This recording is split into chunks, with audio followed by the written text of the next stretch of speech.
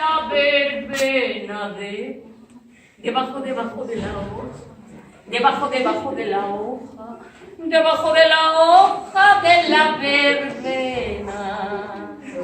Tengo a mi amante malo, Jesús, qué pena ver, debajo de la hoja, debajo de la hoja, debajo de la hoja de la verbena. La noche no quiere venir para que tú no vengas y yo pueda ir, pero yo iré, aunque un sol de alacranes me coma la sien, pero tú vendrás con la lengua quemada por la lluvia del sal.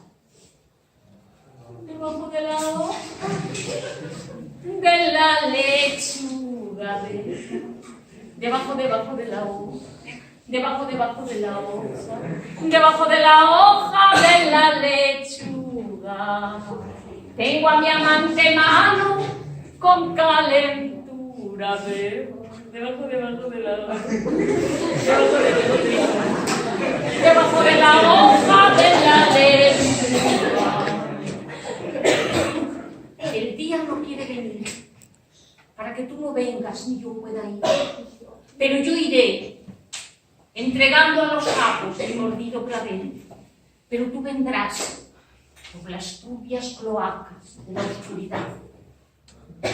Debajo de la hoja.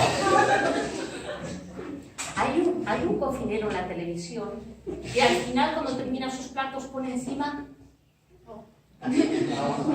¿Qué pone?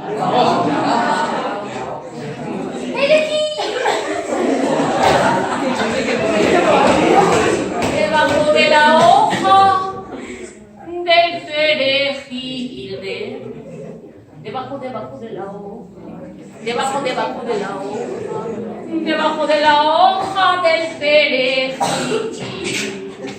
Tengo a mi amante malo, no puedo vivir.